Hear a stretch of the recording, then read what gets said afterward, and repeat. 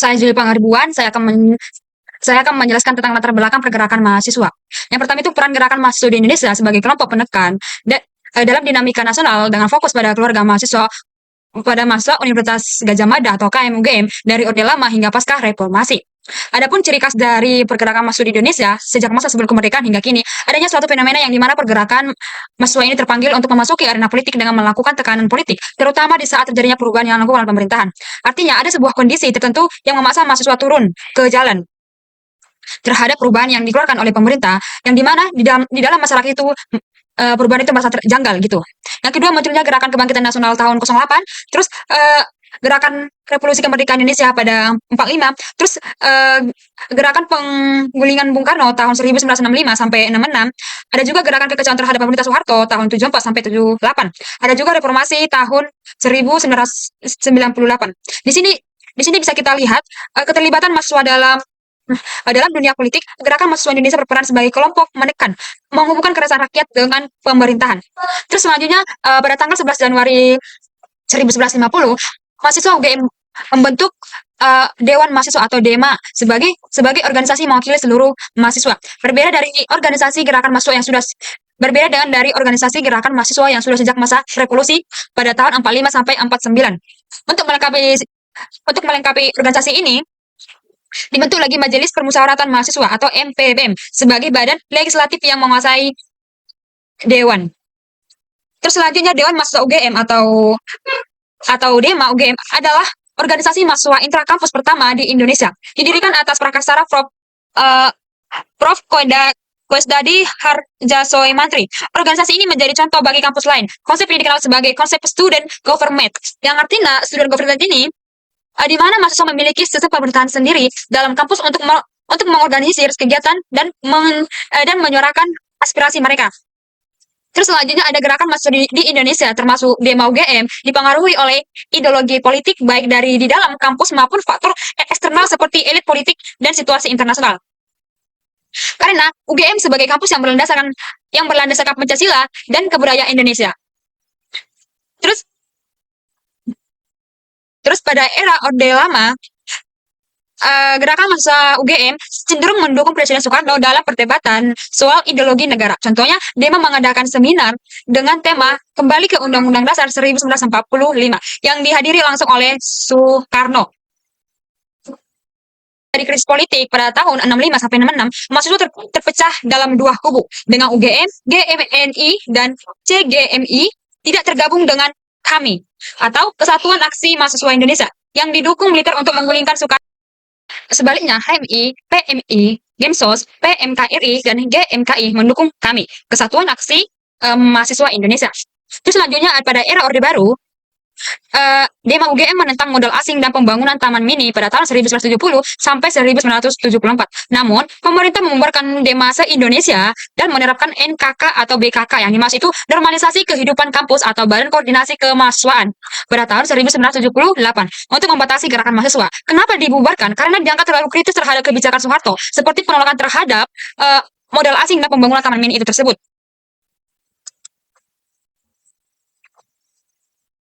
Pada era pada era reformasi, BMKM UGM masih menyusung isu-isu reformasi mengkritik pemerintahan Habibie, Gus Dur, dan Megawati. Pada 2000, pemerintah menetapkan UGM sebagai Badan Hukum Milik Negara atau BHMN yang dianggap sebagai bentuk komersialisasi dan privatisasi kampus. Akibatnya, fokus gerakan mahasiswa UGM bergeser dari hanya mengkritik pemerintah pusat menjadi juga menekan pihak universitas.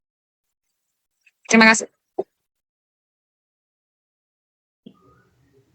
Baik, selanjutnya saya akan membahas tentang organisasi mahasiswa yang berperan pada masa Orde Baru. Gerakan mahasiswa kerap dimaknai sebagai alat permainan dalam politik yang secara tidak langsung merupakan arena konflik di berbagai kelompok. Hal ini karena kekuatan politik yang relatif otonom dan memiliki inisiatif sendiri tentang penguasa. Nah, berikut merupakan organisasi-organisasi mahasiswa pada masa Orde Baru. Yang pertama itu HMI atau Himpunan Mahasiswa Islam. HMI ini memiliki tujuan yaitu untuk menciptakan intelijensi muslim yang memiliki keseimbangan antara penguasa keilmuan umum dengan nilai-nilai Islam. Nah, HMI ini didirikan pada 5 Februari 1947 di Yogyakarta. HMI berasas Islam. HMI ingin menunjukkan bahwa nilai-nilai nasionalisme dan kebangsaan tidak berbenturan dengan nilai-nilai Islam. Namun awalnya HMI menerima konsep Pancasila dan memiliki kedekatan dengan Bung Karno, walaupun secara hubungan struktural HMI tidak memiliki hubungan apapun dengan partai politik termasuk Masyumi. Nah, yang kedua itu ada partai Gemini, yaitu Gerakan Mahasiswa Nasional Indonesia. Gerakan ini yang berhaluan nasionalis sekularis. Gemini didirikan pada 23 Maret 1945 di Surabaya. Gemini merupakan fusi dari 3 organisasi mahasiswa nasionalis yang telah ada, yaitu Gerakan Mahasiswa Marhainis yang berpusat di Yogyakarta, Gerakan Mahasiswa Merdeka yang berpusat di Surabaya, dan Gerakan Mahasiswa Demokrat yang berpusat di Jakarta. Gemini berpaham nasionalisme yang memiliki watak sosial. Gemini dalam politik menjadi sayap terhadap PNI atau Partai Nasional Indonesia. Gemini ini memiliki anggota 77.000 pada tahun 1960. Partai yang ketiga, organisasi yang ketiga itu yaitu Konsentrasi Gerakan Nasional Indonesia atau CGNI. Organisasi ini merupakan sayap dari PKI yang didirikan pada tahun 1959.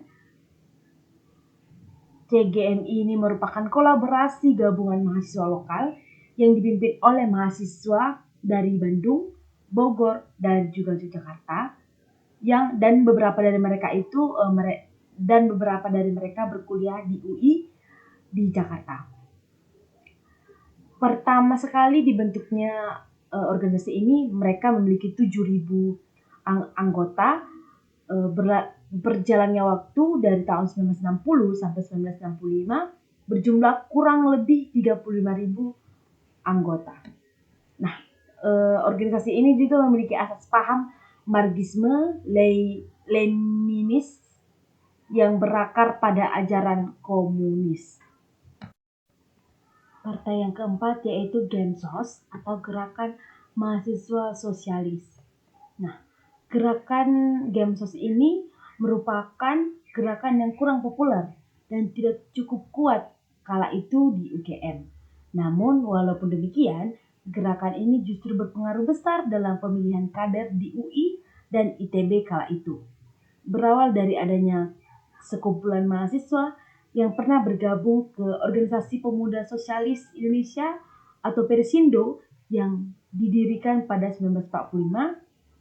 Kemudian mereka membentuk Gensos pada 1955. Pemikiran bahwa akar dari ajaran sosialis Demokrat yang dibawa Sultan Syahrir sebagai pendiri Partai Sosialis Indonesia atau PSI dalam pergerakan Gensos dan PSI meyakinkan bahwa persatuan yang sebagaimana Bung Karno menyuarakan bukanlah merupakan suatu tujuan, melainkan persatuan hanyalah merupakan suatu strategi dan taktik persatuan yang dimaksud dalam tubuh partai politik. Oleh karena itu, banyak tantangan yang menyangkut pemikiran Bung Karno yang meyakinkan bahwa semua golongan dan ideologi harus bersatu. Salah satunya adalah melalui konsep Nasakom. Gerakan Sosialis Demokrat lebih menekankan pada keteguhan internal organisasi dengan gerakan berbagai kader. Assalamualaikum warahmatullahi wabarakatuh. Perkenalkan, saya Diki Abdi Nugroho. Saya di sini akan membahas materi 3. Yang di sini judulnya dengan bentuk perlawanan dan aksi demokrasi. Bentuk perlawanan dan aksi demokrasi. Nah, maka dari aksi demokrasi ini kita bisa lihat di sini ada peristiwa Malaris 1974, atau konflik 1974. Nah, di sini peristiwa ini dipicu di penyebabnya, ya itu adalah kebijakan ekonomi Orde Baru di awal 1970 yang bergantung pada investasi asing.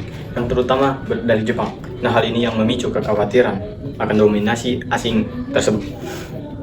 Kemudian ada pengaruh eksternal atau pengaruh dari luar negeri, seperti revolusi mahasiswa Thailand yang kemudian memicu atau menginspirasi, dia sebagai penginspirasi mahasiswa di Indonesia. Ada perang dingin juga yang di perang dingin ini turut mempengaruhi sentimen anti asing di kalangan mahasiswa Indonesia. Kemudian di kalangan agama atau ideologi tersendiri, seperti adanya rancangan undang-undang perkawinan 1973 yang dimana beda agama boleh nikah, yang menentang, kemudian ditentang oleh tokoh Muhammadiyah seperti Buya Hamka, dan kemudian dukungan terhadap kebatinan juga di sini yang mengurangi peran Islam dalam kehidupan publik. Kemudian di sini yang berperan untuk menggerakkan yaitu ada Dema UI yang dipimpin oleh Hariman Siregar dan kelompok Cipayung yang berisikan AGMNI, PMII, PMKRE, dan GMKI. Kemudian kelompok Islam juga seperti HMI dan organisasi Islam lainnya. Juga ada dari dengan seperti lembaga Think atau CSIS yang Center for Strategic and International. Keberadaan CSIS yang membuat kelompok Islam merasa terisi karena adanya anti asing itu tadi. Yang mereka tuntut dalam gerak demonstrasi 15 Januari ini atau disebut Malari 1974, yaitu adalah menolak dominasi ekonomi asing yang mengatur, kemudian memberantas korupsi, kemudian menurunkan harga kebutuhan pokok. Nah, kerusuhan ini yang mengakibatkan penjarahan tokoh-tokoh kalangan etnis Cina dan Jepang juga termasuk Sorum. Kemudian ada gerakan yang namanya Gerakan 1978. Nah, yang dilatar belakangi oleh politik yang salah satunya yaitu pemilu 1977 yang dianggap curang dan memenangkan Soeharto untuk ketiga kalinya secara tidak sah. Kemudian dalam sosial budaya tadi yang itu aliran kepercayaan kebatinan yang didukung keras oleh pemerintah. Kemudian juga adanya di sini korupsi keluarga cendana yang melibatkan keluarga Presiden Soeharto dan kroni-kroninya yang meningkatkan kemarahan mahasiswa. Bentuk perlawanannya yaitu demonstrasi dan aksi protes. Kemudian ada seminar dan diskusi. Kemudian pernyataan sikap dari UGM contohnya yaitu dan adanya perlawanan kultural yang menginisiasi kegiatan agama seperti sholat Jumat bersama. Nah, kemudian ada pendampak dari konsekuensi dari gerakan tersebut, yaitu adanya pembatasan akademis dengan kebijakan NKK atau BKK dan dominasi dalam kehidupan kampus seperti konsep Dwi Abri yang memperkuat peran militer dalam pemerintahan dari birokrasi maupun lingkungan kampus itu sendiri, dan memunculkan gerakan underground atau diam-diam atau istilahnya bawah tanah yang melalui kelompok studi dan kegiatan non formal. Nah, kemudian pergeseran fokus mulai dari mahasiswa yang kegiatan akademik dan fokusnya itu kegiatan akademik dan menghindari aktivitas politik yang dianggap berbahaya, dan adanya trauma juga dari trauma kekerasan terhadap yang dilakukan oleh pihak militer. Kemudian ada gerakan underground bawah tanah yang dimana di sini tadi seperti Dema dan Kodema di UGM dibubarkan. Adanya trauma politik tadi. Nah, lahirnya gerakan underground ini yang dimana kelompok studi menjalankan alternatif mahasiswa untuk membahas isu-isu sosial dan ekonomi secara kritis sehingga menimbulkan gerakan ini. Dan adanya tekanan dari pihak pemerintah. Dan semangat perlawanan terhadap rejim Orde Baru yang dianggap otoriter, korup, dan tidak adil. Kemudian karakteristiknya seperti adanya kerahasiaan, adanya kritis, adanya dengan memasukkan pendidikan politik,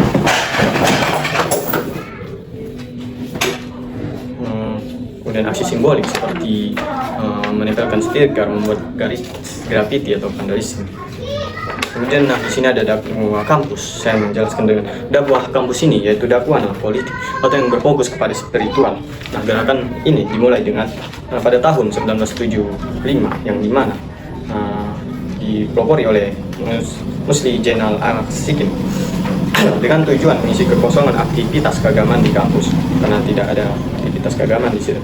Berfokus pada kegiatan agama tanpa terikat pada organisasi seperti Muhammadiyah dan betul-betul fokus pada spiritual. Yang terutama fokus kegiatan seperti mengadakan kajian, adanya juga contoh seperti Ramadan di kampus, kajian rutin dan sajadah yang mengumpulkan hewan-hewan kurban kemudian dibagikan kepada masyarakat. Nah, kemudian ada gerakan tarbiyah. Gerakan tarbiyah ini sekitar tahun 1985 yang awalnya gerakan ini berkembang di hampir semua fakultas yang dari mana dukungan dari dosen prodakwah kampus seperti Kunto Wijoyo dan Adabi Hidarkan yang turut berperan dalam perkembangan ini. Nah, di sini juga fokusnya terhadap Islam dan juga tidak mau ikut campur dengan politik, tapi ada kewaspadaan terhadap politik juga mengikut sertakan dalam kegiatan ini. Jadi kegiatan ini gerakan ini bersifat netral dan bertahan dan lebih utama fokusnya kepada komunitas muslim. Nah, kemudian ada kebangkitan 1987 sampai 1998 yang dimana mereka memanfaatkan diskusi, kelompok studi dan media kampus untuk mengkritik kebijakan Orde Baru. Di sini bentuk gerakan-gerakan berupa demonstrasi, aksi massa yang mahasiswa aktif turun ke jalan dan tahun 1990. Kemudian dengan beraliansi dengan kelompok masyarakat serta keikutsertaan masyarakat juga turun ke jalan dan reformasi kampus, menuntut kampus untuk menjadi ruang kebebasan. Nah, adapun tragedinya seperti tragedi Trisakti, pendudukan gedung DPR atau ribuan mahasiswa memasuki gedung DPR, kemudian kerusuhan 1998 Mei, dan aksi Wijaya di Yogyakarta dan Tarsus Masina. Sekian, terima kasih. Perkenalkan, nama saya Kevin Utagalung dari kelompok 1 yang membahas reaksi pemerintah terhadap gerakan mahasiswa. Reaksi ini lebih ke tindakan pemerintah terhadap gerakan mahasiswa. Salah satu reaksi pemerintahan Orde Lama terhadap gerakan mahasiswa ialah pasca terjadinya peristiwa G30S, yang dimana oposisi Bung Karno mulai memunculkan politik desoekarnoisasi. Isu utama yang diembuskan oleh organisasi kami ini adalah pembubaran PKI, serta kebencian terhadap Soekarno. Pada tahun 1965, terbit Instruksi Menteri Pendidikan Tinggi dan Ilmu Pengetahuan nomor 2 Dar 1965 tentang pembekuan sementara waktu organisasi mahasiswa atau Organisasi Mahasiswa Indonesia atau Perhimi dan CGMI, yang dimana Perhimi dan CGMI ini notabene underground atau landasan dari PKI. Instruksi ini kemudian disusul oleh surat Rektor nomor 3 tahun 1966 tentang pembekuan Majelis Mahasiswa dan Dewan Mahasiswa. Nah, pada saat itu GMN ini terbelah menjadi dua kubu, yang dimana GMNI murni lebih mendukung Soekarno, sedangkan GMNI osek-osek bergabung dengan kekuatan organisasi kami untuk menggulingkan pemerintahan Bung Karno. Pada 1966, CGMI akhirnya dihabisi oleh militer, termasuk sebagian pemuda Marhamis dan sekutunya ikut menghabisi PKI dan CGMI. Menurut Profesor Dr. Sutoyo, adapun GMN ini dihabiskan bukan secara fisik sebagaimana yang dilakukan militer terhadap CGMI, melainkan GMN ini dihabisi dengan cara politisasi. Pembahasan berikutnya itu reaksi pemerintah Soeharto terhadap gerakan mahasiswa yang tidak menyetujui atas kebijakan pemerintah Soeharto. Ketika bertemu di suatu momentum suhu politik nasional yang kian memanas di tahun 1978, Dema UGM mengangkat isu Presiden Soeharto dan korupsi yang dilakukan oleh Presiden Soeharto. Rektor UGM ketika itu Profesor Sukadi mendukung sikap berani dari Dema UGM tersebut. Secara tidak langsung di dalam Dema UGM itu kutub merah dan kutub putih bersatu.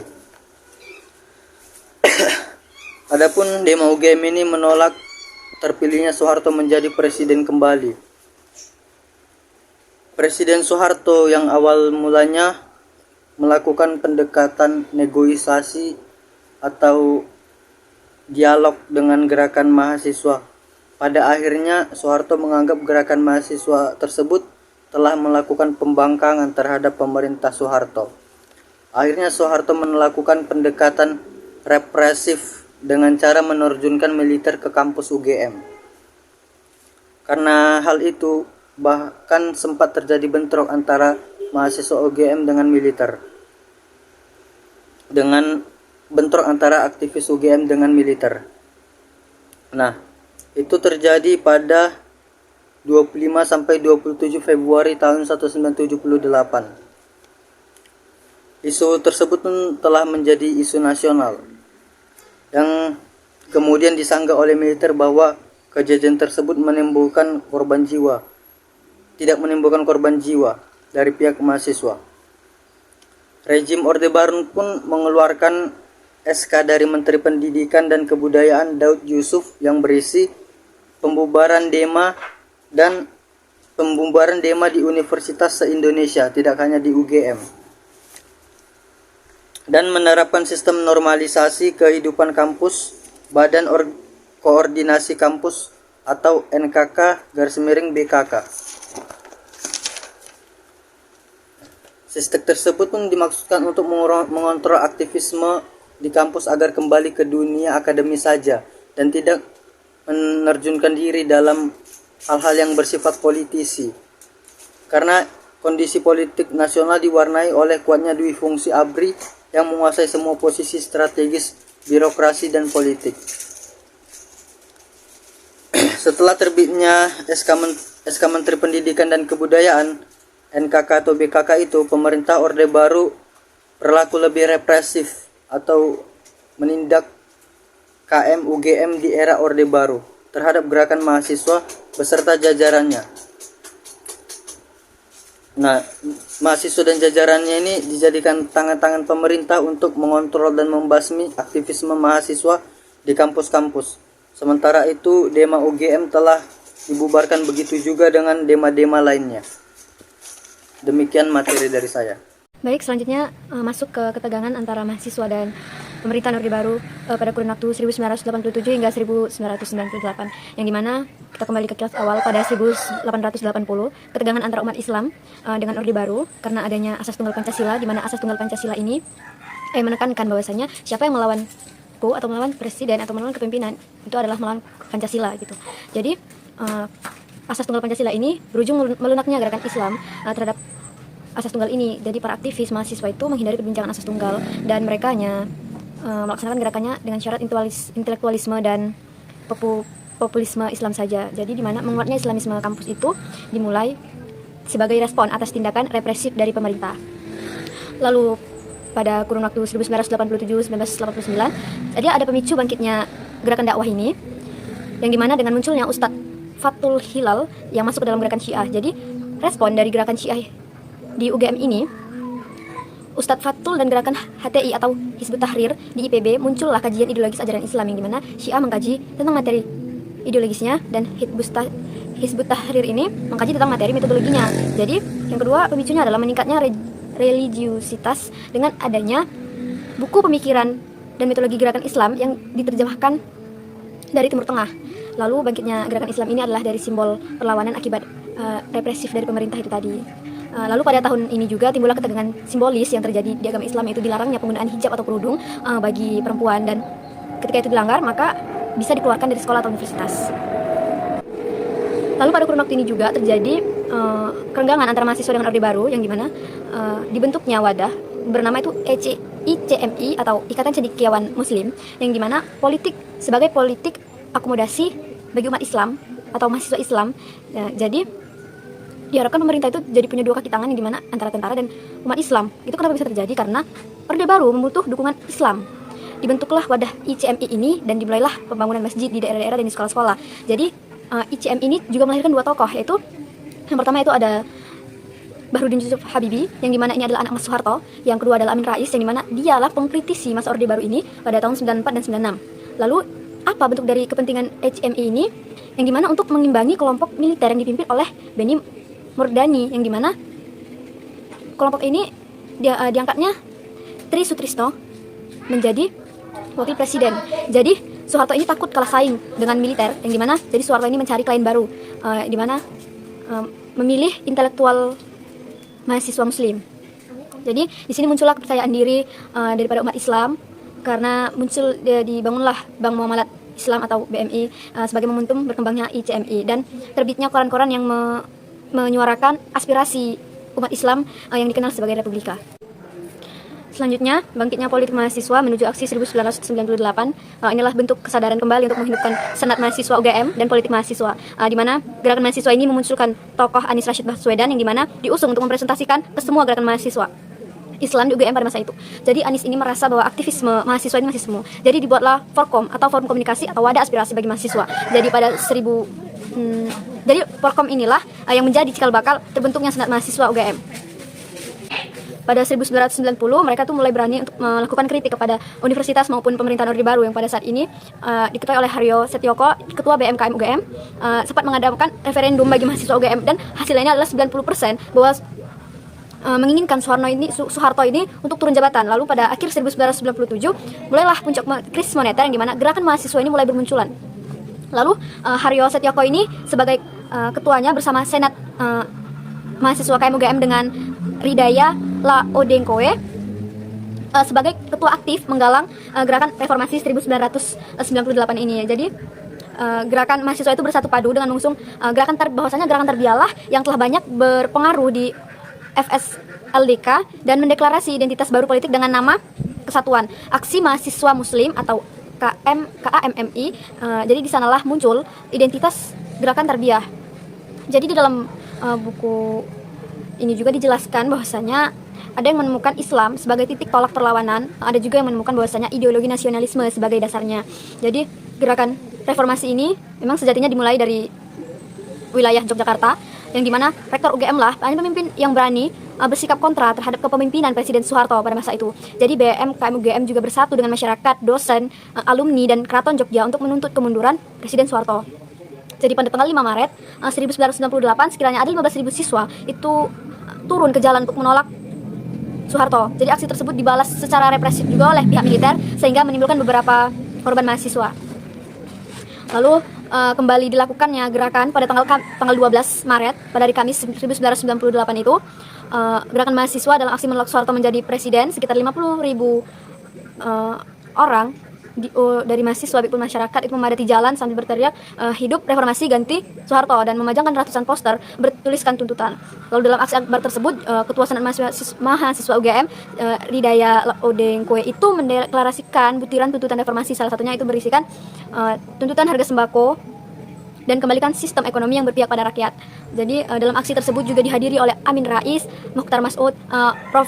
Kunto Wibisono atau ketua keluarga alumni Gajah Mada atau Kagama. Jadi Amin Rais ini bahkan memimpin gerakan reformasi bersama elemen mahasiswa dan rakyat di Jakarta yang akhirnya menduduki gedung DPR MPR di Senayan. Gerakan tersebut pada akhirnya berhasil memaksa Presiden Soeharto untuk mundur dari jabatannya dan digantikan oleh B.J. Habibie. Baik, terima kasih.